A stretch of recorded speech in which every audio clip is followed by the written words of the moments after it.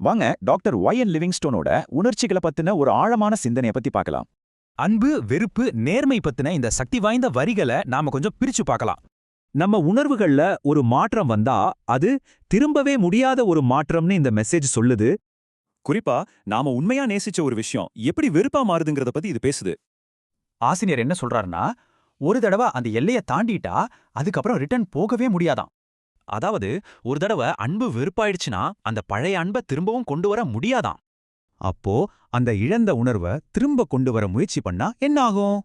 செய்யக்கூடிய ஒரே விஷயம் நடிக்கிறது, அதாவது பாசாங்கு பண்றது மட்டும்தான்.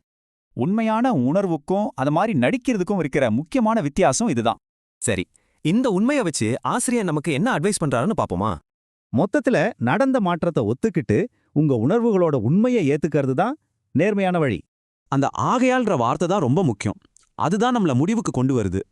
முதல்ல நாம விரும்பின விஷயங்கள் அப்படியே விரும்பினதாவே இருக்கட்டும்னு சொல்றாரு. அதே மாதிரி நாம வெறுக்க ஆரம்பிச்ச விஷயங்கள் வெறுத்ததாவே இருக்கட்டும். சுருக்கமா சொன்னா உணர்ச்சிகளை கட்டாயப்படுத்தாம உண்மையா வாழுங்கிறது தான் இதோட கொள்கை. சோ இதுல இருந்து நம்ம கத்துக்க வேண்டியது இதெல்லாம் தான். சரி, ஆனா இதெல்லாம் ஏன் இவ்வளோ முக்கியம்? இது ஏதோ பெரிய தத்துவம்லாம் இல்ல, நம்மளோட அன்றாட வாழ்க்கைய பாதிக்கிற ஒரு விஷயம். நடிக்கிற அந்த பெரிய பாரம் இல்லாம உண்மையா வாழறத எவ்வளவு நிம்மதின்னு யோசிச்சு பாருங்க. கடைசியா உங்களை நீங்களே ஒரு கேள்வி கேட்டுக்கோங்க. உங்க உணர்வுகளோட உண்மைக்கு நீங்க இடம் கொடுக்கறீங்களா?